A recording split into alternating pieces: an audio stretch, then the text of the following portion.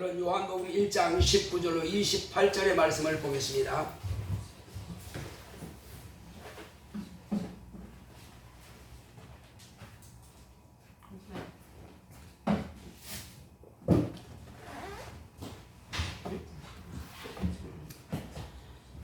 요한복음 1장 19절로 28절의 말씀 좀 길지만은 우리 다 같이 읽도록 하겠습니다. 유대인들이 예루살렘에서 제사장들과 레위인들을 요한에게 보내어 네가 누구냐 물을 때에 요한의 증거가 이러하니라. 요한이 드러내어 말하고 숨기지 아니하니 드러내어 하는 말이 나는 그리스도가 아니라 한데 또 묻되 그러면 무엇? 네가 엘리야냐? 가로되 나는 아니라. 또 묻되 네가 그 선지자냐? 대답하되 아니라. 또 말하되 누구냐? 우리를 보낸 이들에게 대답하게 하라. 너는 내게 대하여 무엇이라 하느냐? 가로되 나는 선지자 이사야의 말과 같이 주의 길을 곧게 하라고 광야에 외치는 자의 소리로라 하니라. 저희는 바리새인들에게서 보낸 자라. 또 물어 가로되 내가 만일 그리스도도 아니요 엘리야도 아니요 그 선자도 아닐진데 어찌하여 침례를 주느냐? 요한이 대답하되 나는 물로 침례를 주거니와 너희 가운데 너희가 알지 못하는 한 사람이 섰으니 곧 내 뒤에 오시는 그이라. 나는 그의 신들매 풀기도 감당치 못하겠노라 하더라. 이 일은 요한의 침례 주던 곳 요단강 건너편 베다니에서 된 일이니라. 아멘. 하나님은 우리에게 자신을 분명하게 알 수 있도록 가르쳐 주셨습니다. 그래서 오늘은 이제 우리가 내가 누구냐? 자기를 한번 돌아보고 자기를 확인해 보는 시간을 갖도록 하겠습니다. 자, 지금 자기의 정체성을 제대로 알지 못하고 세상 사는 사람들이 참 많습니다. 어떤 사람은 뭐 세상에서 부러울 것이 없는 다 가졌다고 하는 그런 사람도 있습니다. 또 우리가 이제 구약 성경을 보게 되면은 전도자라고 하는 사람이 있습니다. 구약 성경에 전도서를 기록한 사람이 누구예요? 바로 솔로몬입니다. 이 사람은 자기가 전도를 하기 위해서 전도서를 썼습니다. 근데 전도하니까 오늘날 우리가 하는 전도가 같지 않는가? 아닙니다. 전혀 아닙니다. 그러면 그 사람은 뭘 전했습니까? 그는 윤리, 도덕, 그것은 곧 율법으로 말미암아 이루어지는 것들입니다. 하나님과 인간과 인간 관계의 그 윤리와 도덕, 그거를 갖다가 전하는 그런 도를 말하는 거예요. 사람들 세상에 다 도가 있습니다. 그 도라고 하는 것은 뭐냐? 다른 말로 하면은 철학을 말하는 거예요. 여러분 철 들었다 하는 말 들어봤죠? 어린애한테 얘 말 철 좀 들어라. 철 좀 들어라. 그게 뭐예요? 그것은 소견머리가 있다. 그러면 세상에 사람의 도리를 하는 것을 그걸 철이라 그래요. 그걸 도라 그럽니다. 그래서 사람의 도리 못한다? 그건 짐승이죠. 짐승같이 사는 사람을 뭐 사람이라 그럽니까? 아이 짐승 같은 사람. 자, 그런데 이 솔로몬도 오늘 저와 여러분들이 가지고 있는 이 도를 가지고 있느냐? 없습니다. 그는 율법으로부터 나오는 그 도만 가지고 있어요. 그것 가지고 전도서를 썼습니다. 그 도를 전하기 위해서 전도서를 썼어요. 자, 그런데만 이제 이 율법과 선지자의 마감이 누구라 그랬어요? 끝이 누구라 그랬어요? 침례 요한이라 그랬죠. 오늘 지금 유대인들, 대제사장들과 서기관들, 레위인들 이런 사람들이 자기의 그 제자들이나 자기의 종들을 침례 요한한테 보내가지고 도대체 저 사람이 누군지 한번 알아봐라 하고 잘 알아보고 그것을 우리한테 보고해라 이렇게 해서 자기 종들을 보냈어요. 그래서 지금 그 종들과 침례 요한과의 대화를 말하고 있는 겁니다. 지금 이 요한복음 1장 19절에서 28절의 말씀은 바로 그걸 말하고 있어요.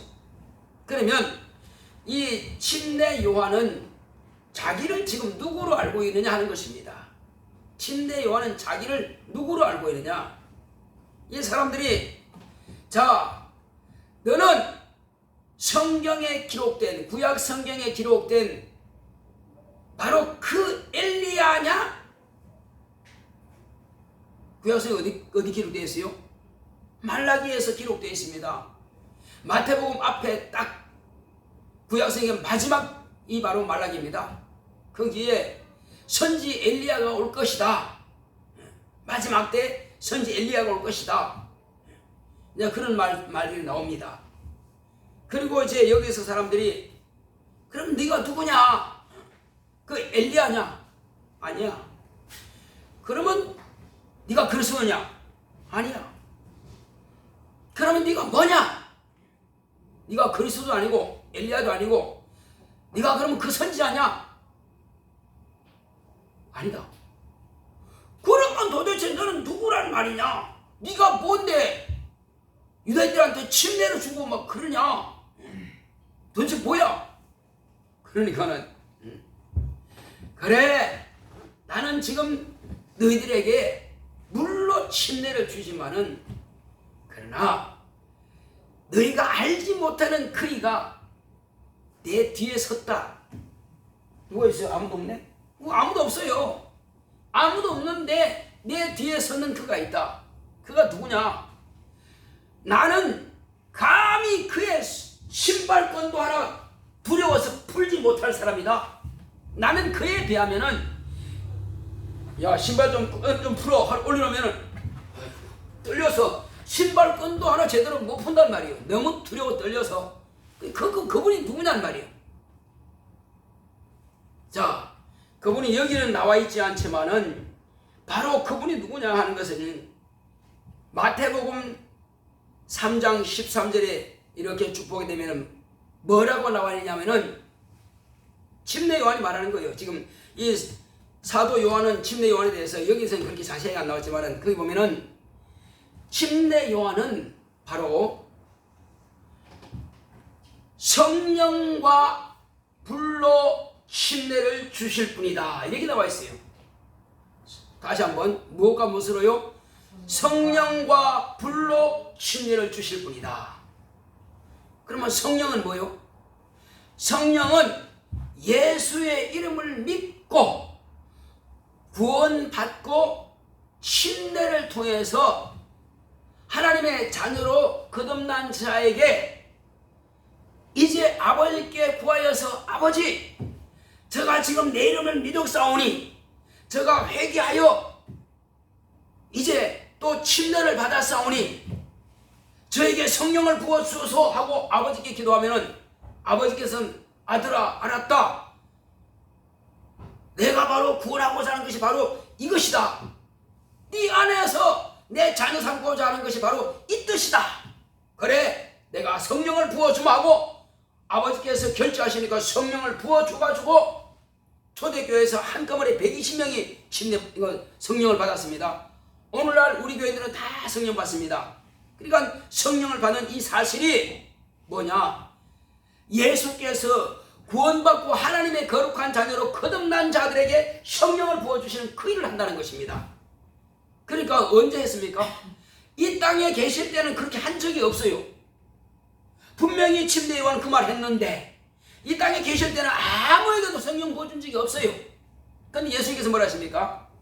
내가 아버지께로 가야 되겠다. 내가 아버지께 가는 것이 진짜 너희들한테 유익한 거야. 왜죠? 내가 아버지께 가지 않으면 너희들에게 아무에게도 성령을 부어줄 수가 없어. 내가 아버지께 가야 아버지께 구해서 너희들에게 성령을 부어주기 때문에 그렇다는 거야. 그래 나 빨리 가야 돼. 그렇게 말씀하시고 예수님께서 이제 너희들은 몇 날이 못 되어서 아버지께로부터 약속하신 성령을 부어주실 것이다. 예루살렘은 떠나지 말고 여기 기다려라. 이렇게 하시고 올라가신 거예요. 과연 그때로부터 예수님께서 하늘로 올라가신 이후부터 열흘 만에 성령을 부어주시고 지금까지 그 성령을 계속 부어주시는 것입니다.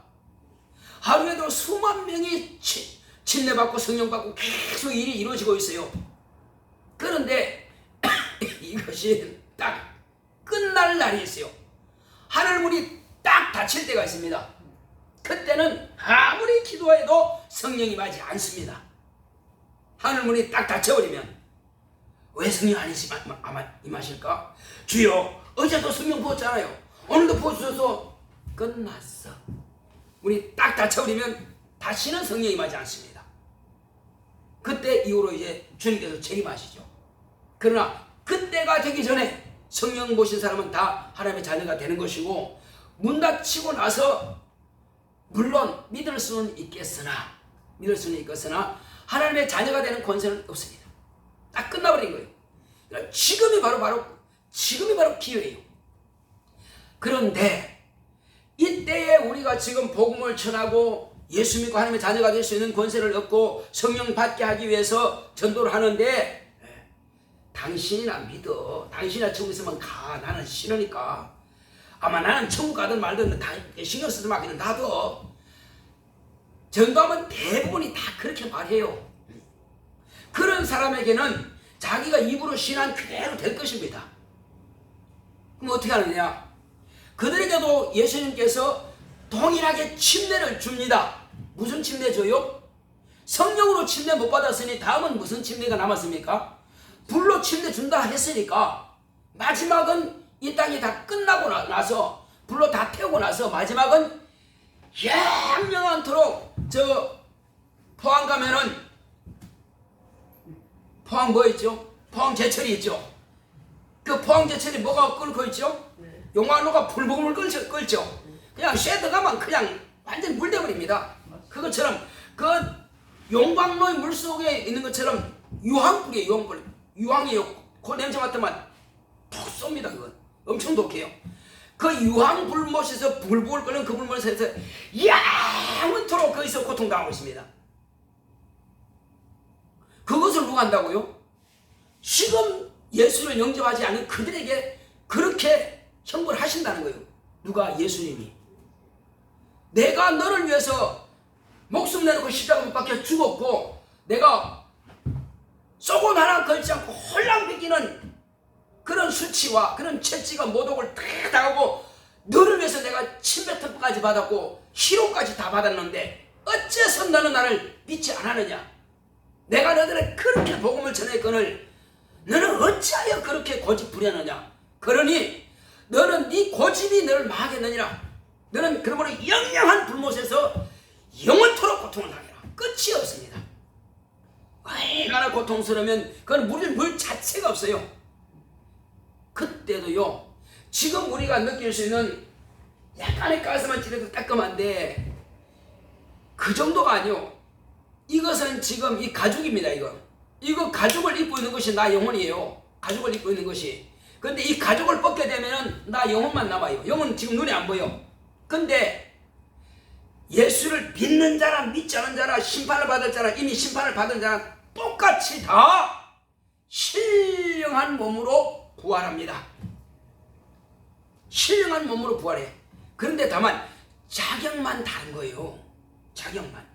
무슨 자격? 하늘에서 왕노릇 할 자, 하나님의 자녀가 되는 자격. 그리고 종처럼 백성으로 있을 자격. 어떤 자는 그냥 육체도 아예 없이 그냥 천사처럼 영으로만 있을 자. 그리고 현명한 지옥 불문에서 파닥파닥 뛰면서 꼭 혹시 추어탕 끓여봤어요? 추어탕 끓여봐서 추어탕 미꾸라지? 미꾸라지를 죽이려면 어떻게 돼요?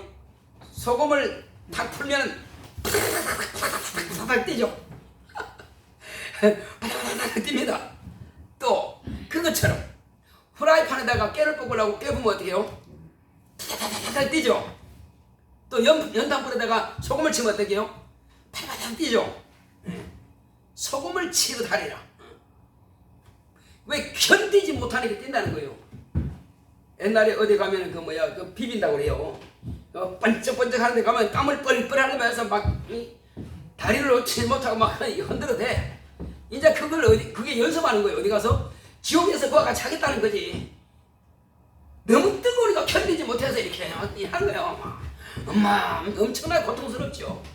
그러나 누가 내 혀를 서늘하기 위해서 물 한 방울 찍어다가 혀를 대줄 자가 없습니다. 땀자가 줄 자도 없고 에어컨도 없고 선풍기도 없고 그냥 현명한 고통을 당해야 돼. 그런 고통을 아니까 가서 복음을 전하는데 어떤 사람들은 그렇게 쓸데없는 헛소리들을 해요. 그러니까 내가 어떨 때는 아니 사장님, 당신은 모르니까 쏙 편한 소리 하고 있으나 나는 당신 보면은 내가 가슴을 쥐어 뜯고 싶다.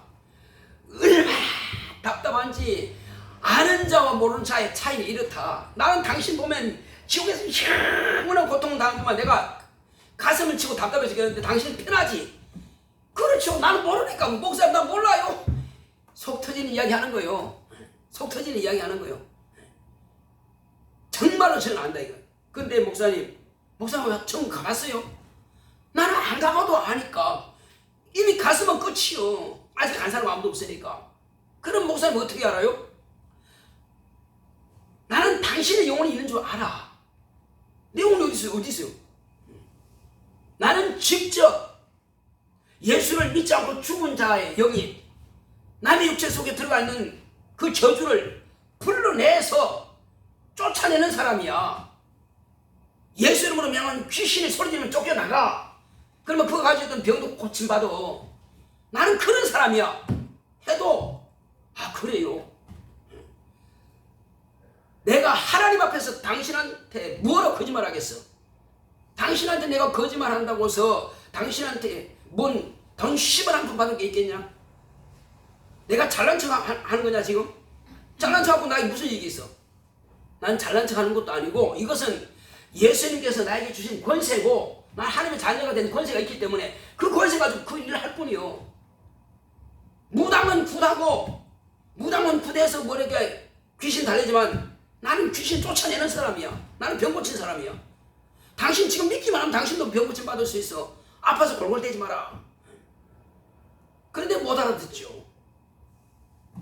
그래서 아는 사람과 모르는 사람은 이렇게 천 차이다. 아는 사람은 답답해 죽겠고 모르는 사람들은 속 편한 소리 하고 있어요. 왜 그럴까요? 자기는 육체를 위해서 밤새도록 아니면 늦게까지라도 돈 벌려고 노력하고 증권 뭐 하려고 노력하고 또 공장에서 뭐 만들어 노력하지만 그러나 실제로 자신의 영혼은 저주하고 있단 말이에요. 자신의 영혼이 지옥 가든지 어디 가든지 관심도 없단 말이에요. 이렇게 애타게 복음을 전할지라도 그들은 무시하고 발로 그들 쳐버린단 말이에요. 그 결과가 어떻게 됐냐 말이에요. 만약에 내가 돈 벌 사람 같으면 당신 앞에 이렇게 올 필요도 없다. 그냥 돈 벌면 되지. 그러나 내 목적은 당신 같은 영혼을 구원하기 위해서 지금 오늘도 이렇게 신방으로 찾아온 것이다. 내 목적은 돈 버는 게 아니다. 목사님 돈 벌어가지고 가는 사람 나눠주면 좋잖아요.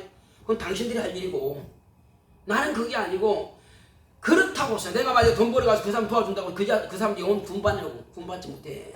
그러면 당신들이 하고 내가 할 일은 지옥 가게 되고 당신의 영혼이 굶어서 죽게 되고 당신이 목말라 죽어가는 그 당신의 영혼을 내가 구원하고 먹을 것을 주고 목마른 것을 내가 마시게 하는 것이 이게 내 사명이야. 내가 그 일을 하기 위해 왔다고 해도 그게 무슨 뜻인지 알아들어야 말이지. 속 터지고 답답하죠.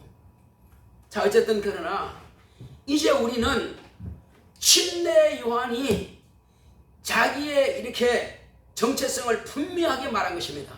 나는 그분의 종이고 나는 그분을 당신들에게 유대인들에게 나타내고 드러내기 위해서 왔다. 그게 무슨 말입니까? 성경에 이런 말씀이 있어요. 자 그때가 되면은 언제요? 주님께서 오시게 되면은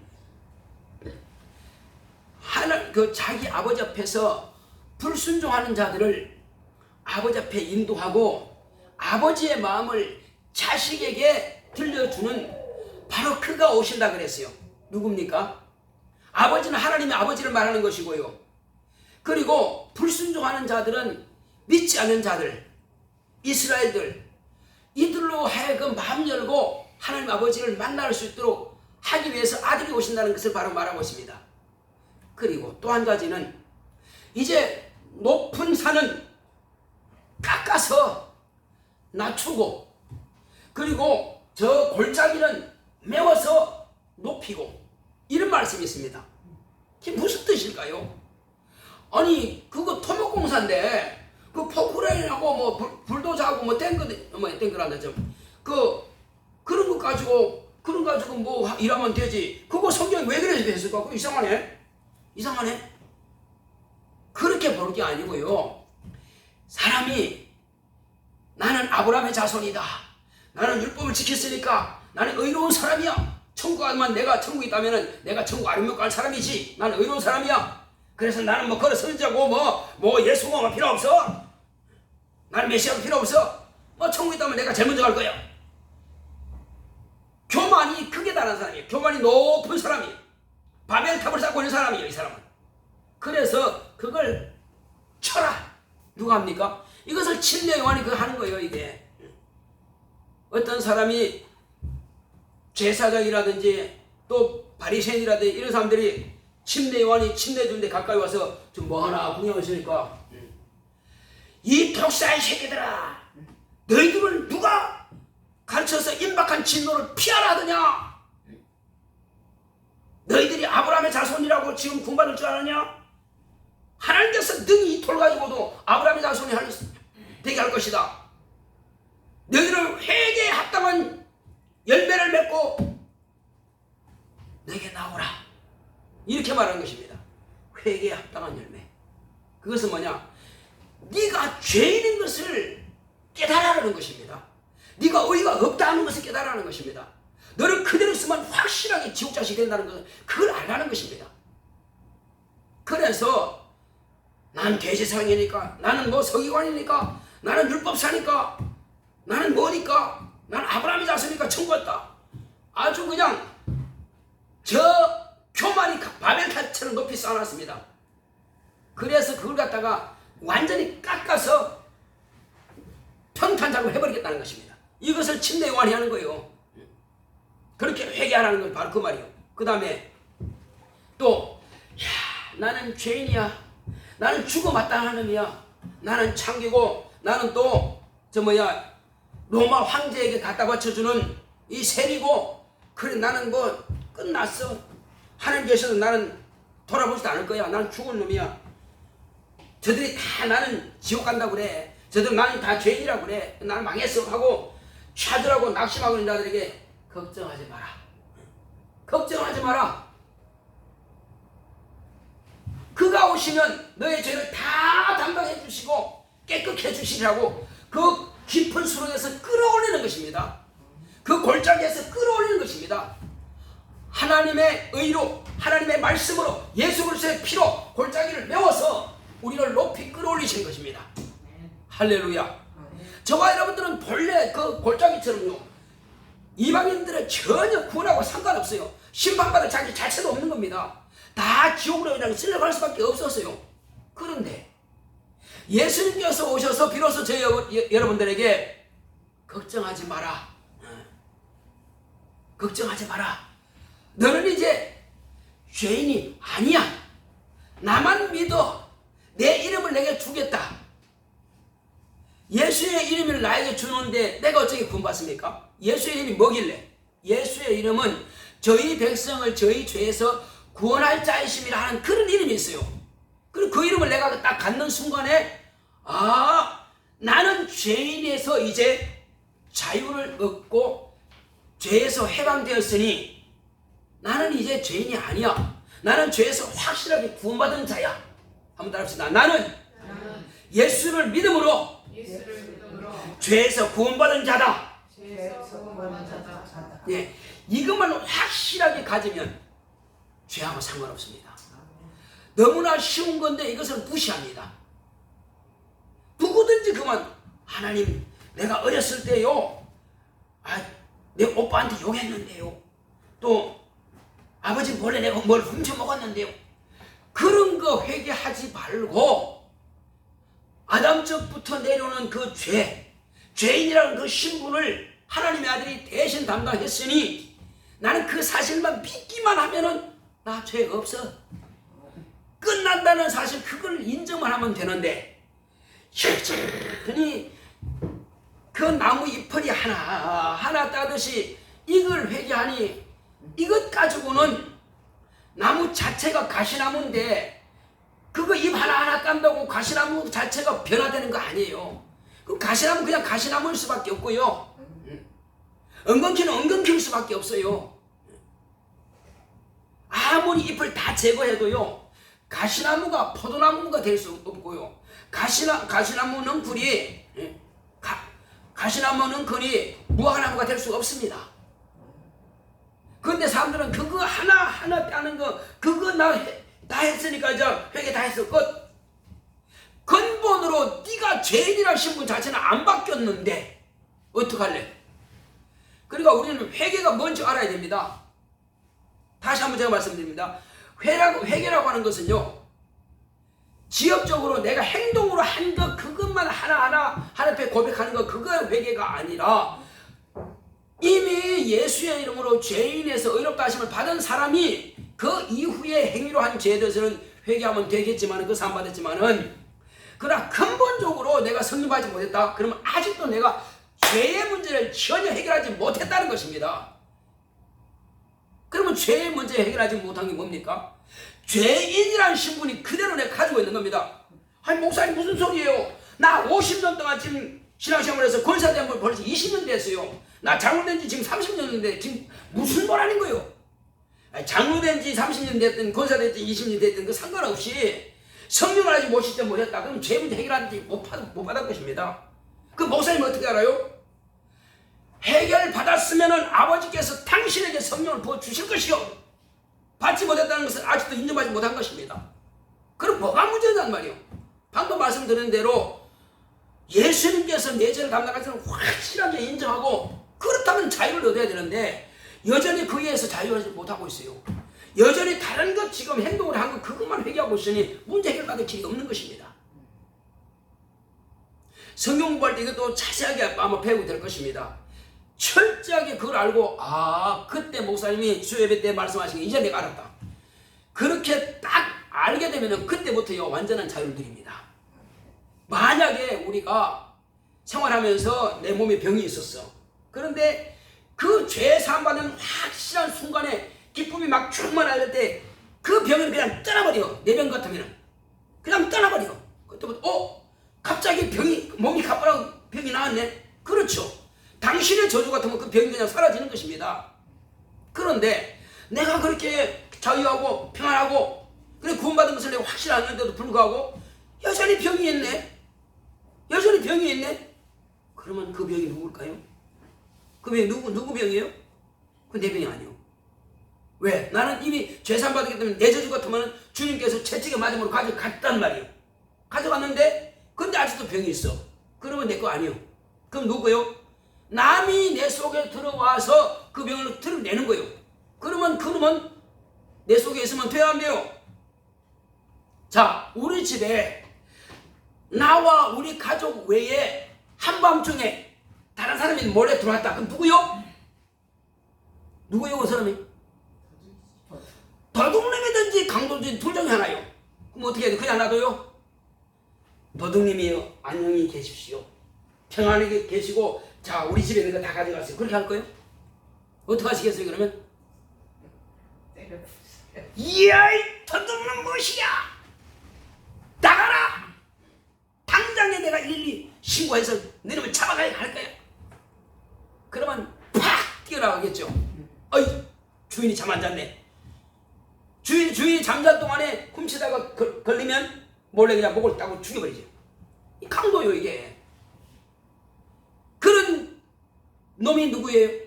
사람의 내 육체 속에 몰래 들어온 그놈이 누구요?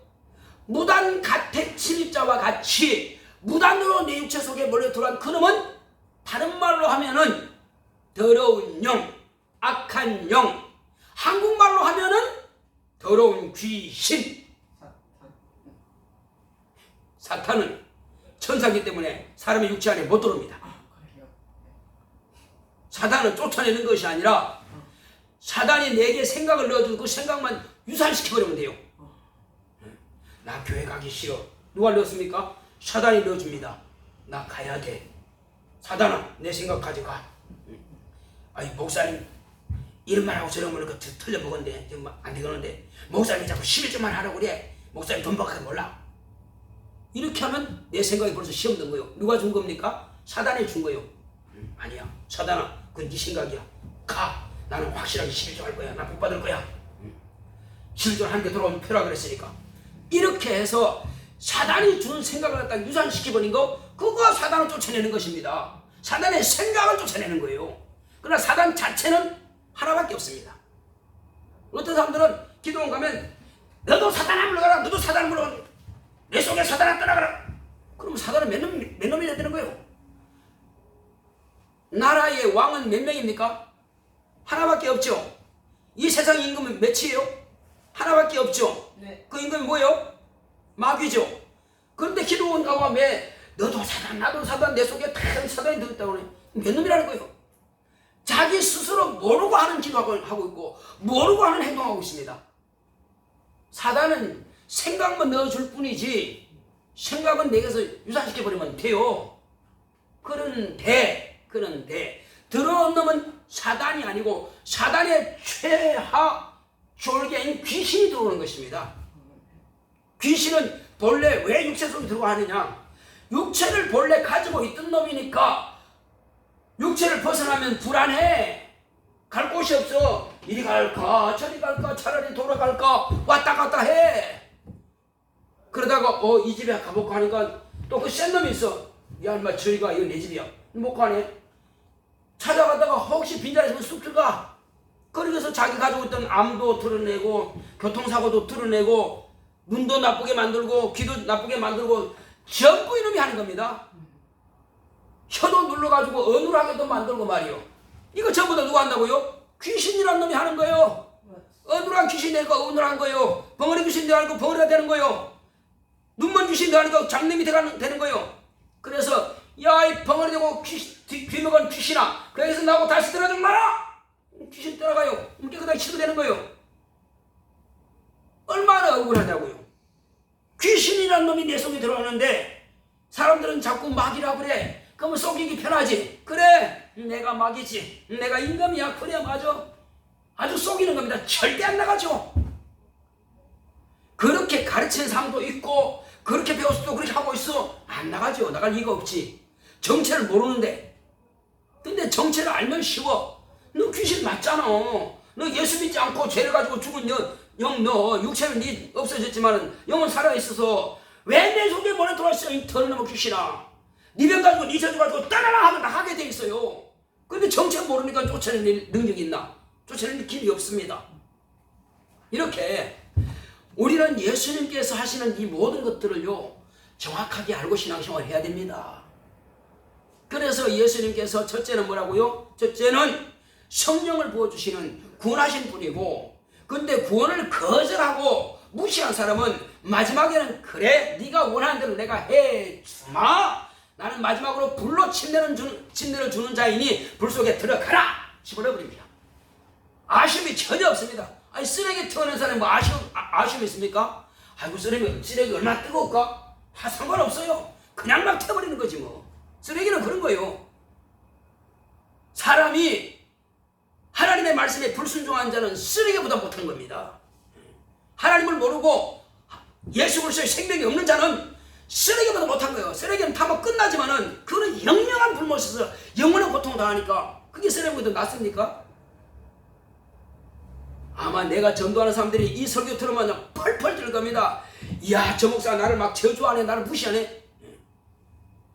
나는 사실을 사실대로 말할 뿐이고 그 사람들은 그 사실을 갖다가 왜곡해서 자기 스스로가 자기 지식 가지고 하나님의 말씀을 무시하는 것 뿐이죠. 아무리 무시해도요, 사실은 사실입니다. 그 사람들이 뭐 무시하든 말든 마지막 그렇게 될 뿐이에요. 이것은 제가 거짓말할 이유가 전혀 없습니다. 없는 사실을 말하는 것도 아니고 있는 것을 그대로 말할 뿐이에요. 자, 그렇다면은 이와 같이 침례요한은 자기 정체를 확실히 알기 때문에 겸손할 수밖에 없어요. 헤롯이 그를 죽였으니까 죽는 것입니다. 자기 사명을 감당했어요. 자, 그런데 또 한 사람의 자기 정체성을 확실하게 아는 사람이 있습니다. 침례요한은 자기 정체를 확실하게 알았으니까 겸손할 수밖에 없어요. 또 한 사람은 아까 바리새인이라든지 대제사장이라든지 서기관이라든지 이런 사람처럼 아주 바리새파 가운데서 골수분자가 있습니다. 내가 율법이라고, 난 박사야. 율법은 확실하게 내가 알지. 그런데 율법을 초월해서 감히 유대인의 법을 어기고 유일하신 하나님의 법을 어겨? 죽여야 돼? 하고 그냥 펄펄 날아다니면서 그냥 잡으러 다니는 사람이 있습니다. 그 사람이 사울이라고 하는 청년인데 오직 율법에 열심히 있는 사람이요. 율법을 이거 무조건 잡아 죽여야 돼. 감옥 집어넣어야 돼. 이런 사람이 있습니다. 그런데 그가 그렇게 펄펄 뛰다가 하루는 예수의 제자들을 또 잡으러 가는 중에 주님께서 안 되겠다. 얘를 내가 좀 써먹어야 되겠다 하고 주님께서 가만히 보시더니 나타나신 겁니다. 환상 중에 딱 나타나서 엄청난 영광의 빛으로 팍 비추니까 눈이 멀어버렸어요. 태양빛보다 더 밝은 빛이라고 했습니다. 태양빛도 오래 보면 눈 멀어버립니다. 눈 타버려요. 눈 멀어버려요. 그런데 태양빛보다 더 환한 빛이 그냥 비춰버리니까 눈이 확 멀어버렸습니다. 그러고 나서 더듬고 있을 때에 소리가 들립니다. 사울아, 사울아, 네가 어찌하여 나를 핍박하느냐? 이렇게 네가 핍박하는 이유가 뭐냐? 네가 왜 나를 핍박하냐? 이렇게 물었어요. 그래서 사울은 이제 눈은 멀었으니까 음성은 들리잖아요. 당신이 누굽니까? 내가 언제 당신을 핍박했다고 그래요? 당신이 누굽니까? 물었어요. 나는 네가 핍박하는 예수다. 나는 그가 진짜 죽었고 끝났고 제자들이 감추는 줄 알았는데 왜? 대세상들하고 그리고 전부 다 유대인들 다 그렇게 알고 있는데 다 온 예루살렘과 유대에 다 그 소문이 그렇게 퍼졌는데 난 그런 줄 알았는데 당신이 진짜 예수라고요? 그렇다. 얼마나 놀랐을까요? 나는 이제 죽었구나. 저분을 그렇게 핍박해서 저분의 제자들을 죽이기도 하고 돌에 패죽이라 그러고 감옥에 가둘 이런 제사장부터 공문을 받아가지고 이렇게 막 열심히 하는데 말이요. 나는 끝났구나 이제. 나는 죽을 놈이구나 하고 그냥 눈물 흘리면서 있는데 그와 함께하던 동행하는 사람들이 그를 끌고 이제 사람들이 그 어린 집에 갔어요. 그래서 집에서는 그냥 눈물 흘리겠습니다. 나는 죽었습니다. 주인이여, 나는 죽었습니다. 난 죽어 마땅한 놈입니다.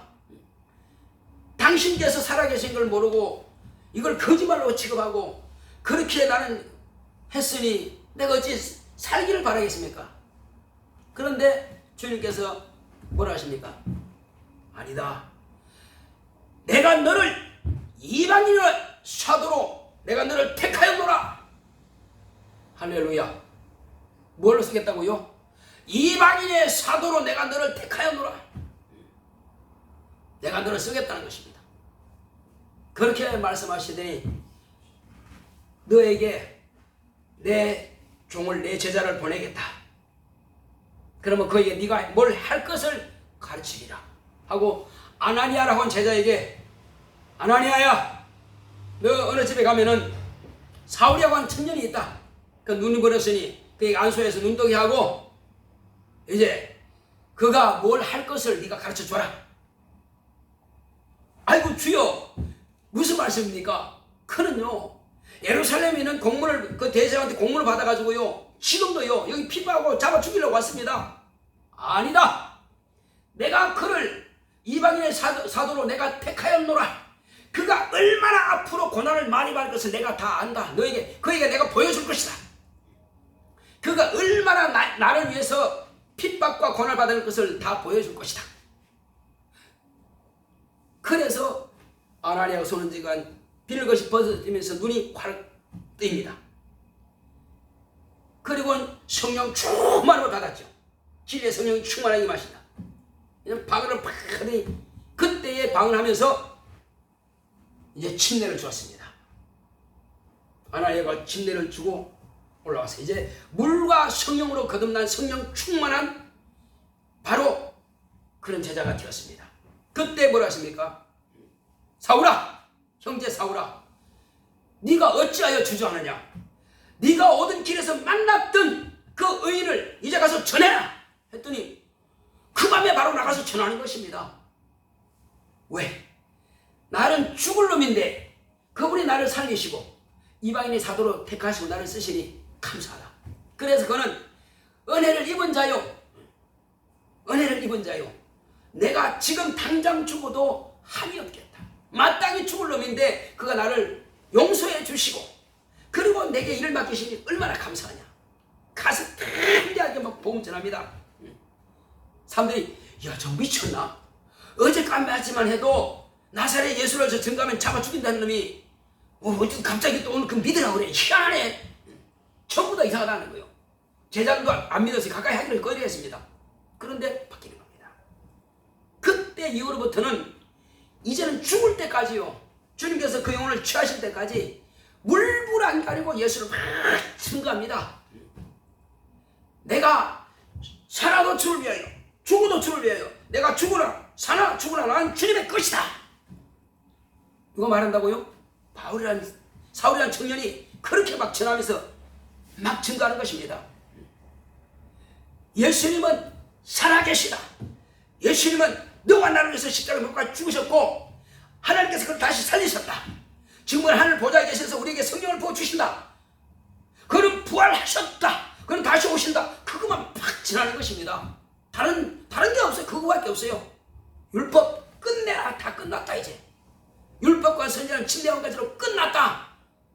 율법에 종이 되지 말고 양심과 율법은 죄와 사망의 법이야. 거기서만 마지막은 멸망하는 거야. 나와 예수 믿고 구원받아 하고만 담대하게 전하니까 이방인들이 막 여도라도 막 들어옵니다. 그래서 로마까지 가서 로마에 막 복음을 전했더니 로마가 뒤집어져요. 그리고 로마로부터 전 세계로 막 복음이 전파되기 시작하는 겁니다. 그러니까 예수께서 성령을 부으시고 이후에 35년 만에요, 전 세계로 막 복음이 전파되기 시작합니다. 한 세기가 아니고 한 세대, 약 30년 만에, 약 30년에서 40년 그 사이에 전 세계로 복음이 전파되기 시작합니다. 왜? 사울과 같은 사람, 바울 같은 사람이 목숨을 걸고 막 이렇게 전하니까 복음이 그냥 엄청나게 전파되는 것입니다. 저와 여러분들은 이래야 됩니다. 이제는 가론유다처럼 자기 머리 가지고 뭐 이렇게 해볼까 하지 말고 그냥 바울처럼, 심지어는 그래서요, 어떤 사람은 아니 바울아 너 그 좋은 머리 가지고 왜 그렇게 미쳐버렸냐 하는 사람도 있어요. 그러나 모르는 사람들이 볼 때 그 사람 미쳤지요. 그 사람은 정신이 온전한 사람이요. 그 사람은 오직 자기가 누군지 알아. 나는 마땅히 본래는 죽을 놈이야. 그런데 나는 살았고 나를 살리신 분이 계셔. 그분이 지금 나를 쓰고 계신단 말이야. 저와 여러분들은 예수님께서 쓰시는 예수의 종입니다. 예수의 참 제자입니다. 그리고 저와 여러분들은 하나님의 자녀가 되었습니다. 우리가 무엇을 세상에서 두려워할 것이 있으며 무엇을 세상에 더 부러워할 것이 있겠느냐는 것입니다. 없어요. 예수의 이름 외에 더 우리가 뭘 필요하냐는 말이에요. 모든 것을 다 가졌는데. 그렇지만 바울은 다니면서 뭐 했어요? 천막 짓고 천막을 고치고 그 일을 했어요. 왜? 그것은 수입을 얻어가지고 전도하기 위해서 필요한 겁니다. 사업하시는 분들요, 전도하기 위해서 사업하시기 바랍니다. 그러면 그 사업이 잘 될 것입니다. 직장 구하시는 분들, 내가 복음을 전하기 위해서 막 복음을 전하면서 직장 구해보세요. 잘 될 것입니다. 그리고 직장 들어가신 분들 정말로 죽을 힘을 다해서 열심히 일도 하지만 그 직장을 위해서 일을 하지만은 정말 그곳에서 복음을 전해보세요. 하나님께서 모든 사람들 위해 더 높여주실 것입니다. 할렐루야. 우리는 전략을 짜야 됩니다. 내 정체성을 볼 때 나는 이방인이요, 나는 죄인이고 나는 지옥 갈 수밖에 없는 그런 놈인데, 하나님의 아들 예수 그리스도의 은혜를 입어서 내가 믿었더니 하나님의 자녀가 되는 권세도 얻었고, 그리고 복음을 전할 수 있는 예수의 참제자가 되게 하셨으니 참 감사하다. 그러니 내가 지금 살아있는 것도 은혜요, 내게 직접 주신 것도 은혜요, 내가 이렇게 지켜다니는 것도 너무 감사하다. 그러면서 정말 하나님의 복음을 전하시는다면요, 예수를 부끄러워하지 마시기 바랍니다. 친구들에게 욕을 하더라 말든다 하시기 바랍니다. 그러면은요, 하나님께서 너를 욕하는 것은 나를 욕하는 것이다, 너를 배척하는 것은 나를 배척하는 것이요, 아브라함을 축복하는 자 내가 축복할 것이다, 내가 너를 축복하는 자 내가 축복할 것이다. 그러니 우리가 하나님의 뜻대로 쓰임받는다면요, 누구든지 나를 축복하는 건 축복을 받을 것이요, 근데 누구든지 나를 저주하면 그도 저주받을 것입니다. 나에게는 해가 없지만 그 자신의 해가 돌아간단 말이에요. 그럼 우리는 하나님의 마음만 얻으면 돼. 하나님께서 기뻐하시는 그 길로 가게 되면은 저와 여러분들의 정체성을 이제 분명하게 해야 됩니다. 나는 귀신의 종로로 살 것이 아니라, 마귀의 종로로 살 것이 아니라, 세상령에 끌려다니면서 세상이 좋아하는 노래, 세상이 좋아하는 즐거움, 거기에 매여가서고 마귀의 종로로 살 것이 아니라, 찬양을 기뻐하고 말씀 증거하기를 기뻐하고 하나님의 뜻에 무릎 꿇기를 기뻐한다면은 부러울 것 없이 최고로 하나님께서 저와 여러분들을 이 땅에서도 높여주시고 주님 앞에도 크게 쓰임받을 것입니다. 우리는 얼마든지 그분 앞에 쓰임받을 수 있습니다. 이제 우리는 이 세상 것 아무것도 부러워하지 마시기 바랍니다. 오직 주님께서 나를 하나님의 자녀 삼으셨고 내게 권세와 능력 주셔서 능히 귀신을 쫓아내고 능히 병을 고칠 수 있도록 역사하시니 말이요, 그 권세를 누리시기 바랍니다. 병도 고치 받으시기 바랍니다. 기도해서 응답 받으시기 바랍니다. 자, 우리 시간 기도할 때, 주여 나로 하여금 이제는 내가 주님의 뜻대로 쓰임받기 원하오니 나를 사용하시옵소서. 다 같이 가겠습니다. 고맙고 감사하신 아버지 하나님, 감사드립니다. 하나님 아버지,